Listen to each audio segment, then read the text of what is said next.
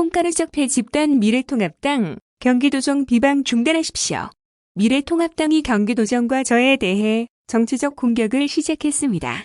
선거에 엄정 중립하며 여야 없는 통합도정에 매진하는 저와 경기도정을 폄훼하며 모욕적 언사를 퍼붓고 있습니다. 미래통합당이 이재명이 국민에게 발길질했다는 저질론평을 내고 경기도민의 절대적 지지를 받는 경기도 재난기본소득에 대해 굉장한 악성 포퓰리즘이라느니 국민을 현혹시키는 마약이라느니 하며 비난하고 있습니다.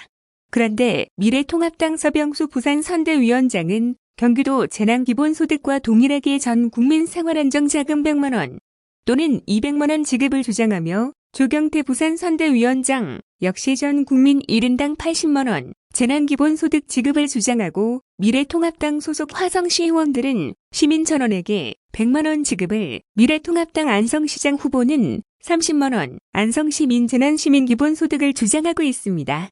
여기서는 경기도와 동일한 재난기본소득 주장하고 저기서는 경기도 재난기본소득을 비난하니 대체 미래통합당의 진위는 무엇입니까?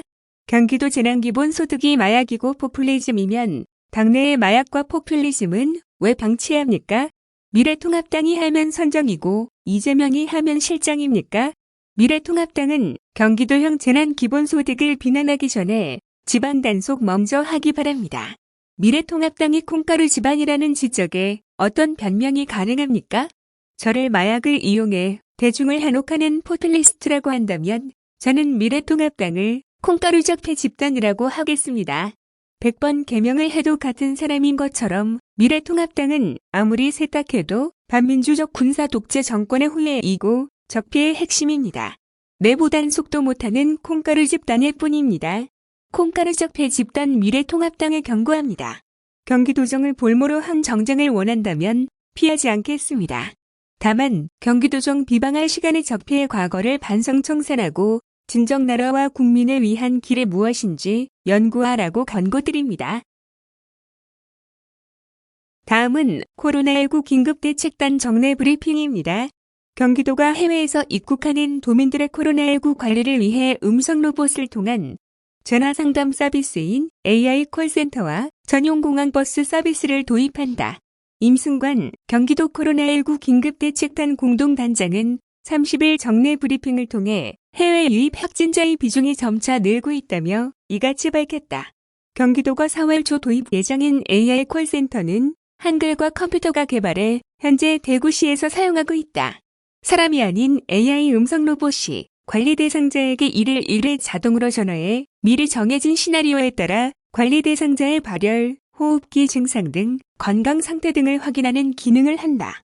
도는 AI 콜센터 서비스를 통해 자동으로 관리 대상 해외 입국자에게 전화를 걸어 3일 이내 검진을 받도록 독려하고 자가격리 자액 설치를 안내할 예정이다. 또 자가격리 기간인 14일이 지난 후에도 일주일 동안 추가로 전화를 걸어 이틀의 이상 유무를 확인할 방침이다.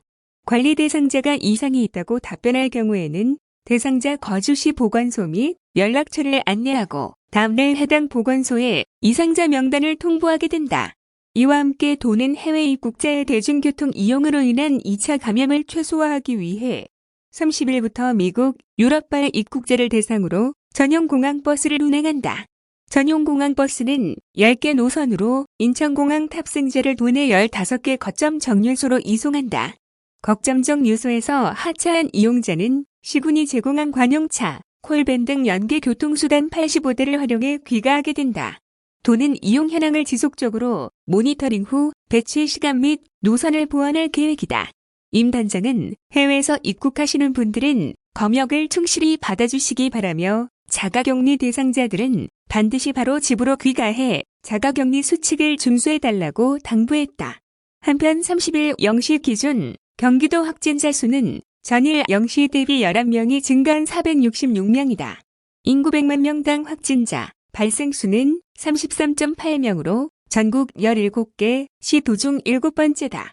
시군별로 보면 성남시 109명, 부천시 69명, 용인시 51명 순으로 도내 25개, 시군에서 확진자가 발생했으며 인구 10만 명당 확진자, 발생 수는 성남이 11.4명으로 가장 높고 다음으로 과천 10.3명, 군포 8.5명 순이다. 경기도 확진자 중 157명은 퇴원했고 현재 304명이 도내 병원 및 생활치료센터에서 격리 중이다.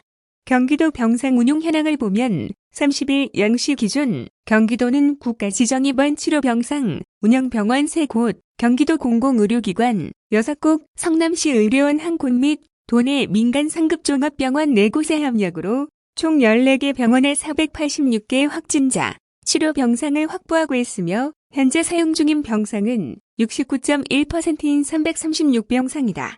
양주 베스트케어 요양원의 경우 재원 중이던 70대 남성이 29일 확진 판정 이후 4시간 만인 30일 새벽 사망했다.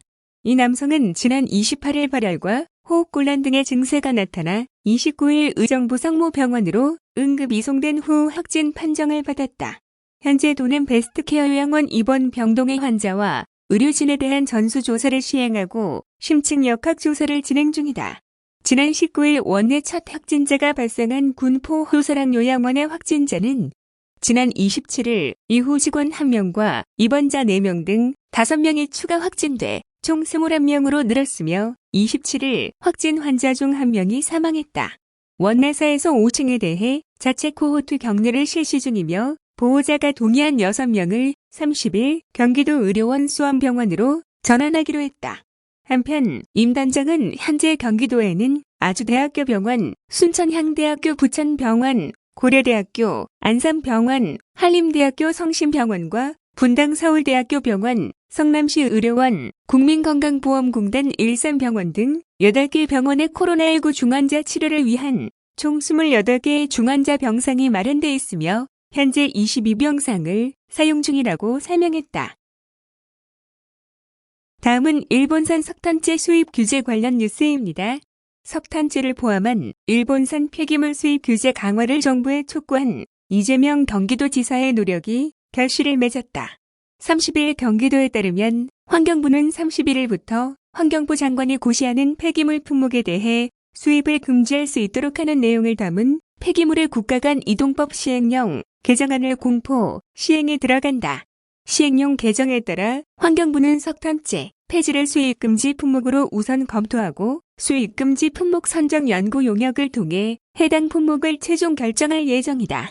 기존에는 석탄재는 수입 시 환경청에 신고만 하면 되고 폐지는 수입 제한 규제가 없었다. 한국이 수입해 시멘트 부재료 등으로 사용하는 석탄재 폐기물은 대부분 일본산으로 오랫동안 방사능 오염 문제가 지속적으로 제기되어 왔다. 이재명 경기도지사는 지난해 8월 일본산 석탄재 폐기물 수입이 사회적 문제가 되자 일본산 석탄재 수입 규제를 위한 국회 토론회를 열고 쓰레기 더미 안에서 맛있는 음식을 먹는 격이라고 지적하며 수입 규제를 공론화했다.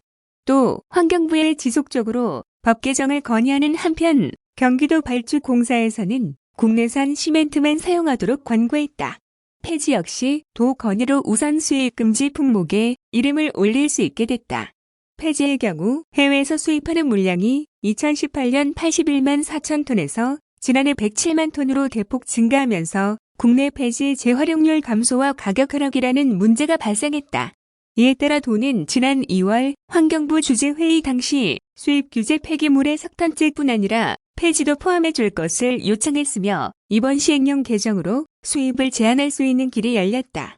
엄진석 경기도 환경국장은 폐기물 수입 금지를 위한 경기도의 노력이 결실을 맺어 기쁘게 생각하며 도에서 건의한 석탄재, 폐지가 수입 금지 품목에 조기 도입될 수 있도록 환경부와 긴밀히 협력하겠다고 말했다.